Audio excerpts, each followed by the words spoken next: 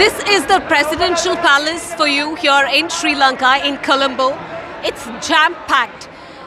Probably never in the political history of Sri Lanka someone would have witnessed where, citizens, common man would have just breached the heavily guarded presidential palace to explore and catch a glimpse of what a luxury life Gotabaya Rajapaksa was actually living. If I could go across to a citizen here, a commoner, she tells us that he was literally living a luxury life. You have explored through the presidential palace. What did you see? I saw that they are having a luxury life than us.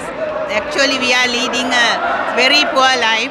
So we saw that how they are living and how they have everything they have. So we don't have anything. This entire hardship that Sri Lanka is going through, do you have hopes that, eventually there's going to be a change? Yes, I hope. Then we all, as a Sri Lankan, we hope that everything will change and we will be able to live in a very comfortable life than this.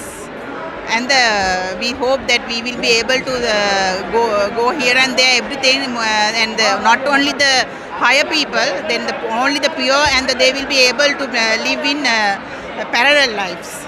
Well, thank you, ma'am. Your good name? Okay, I am Rajini Maduragoda from Moratuwa. Okay, thank you, Ms. Ragini, speaking to us. There are several people who have been taking this tour here in Presidential Palace over the last 3 to 4 days. They've been camping here day and night, having royal lunch, royal feast, in fact. People say that this could be their once-in-a-lifetime opportunity. Now, that's what they call it. And they say that the hardships that the people of citizens face is absolutely magnanimous, and the life that Gotabaya Rajapaksa or people in power were living is something that cannot really be compared to, because they say this is luxury. This is something that they would have never even dreamt of, but the kind of hardships that they've been going through is standing in long serpentine queues for fuel. There's absolutely no cooking gas.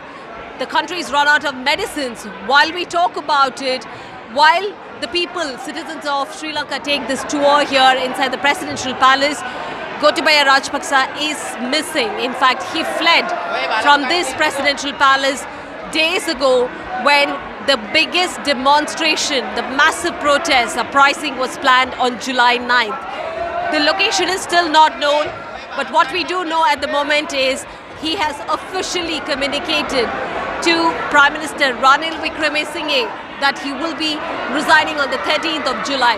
Now, if that is going to happen at all, is what citizens are asking. Will that happen? Because they say they do not believe the Rajapaksa's dynasty politics or the clan, because they have done similar things in the past as well. So they will believe when it really happens on ground, and they say they eventually want to see a system change and also want to live a decent life, go back to what really Sri Lanka was. In Presidential Palace in Colombo, with camera person Kumar Shrija for NDTV.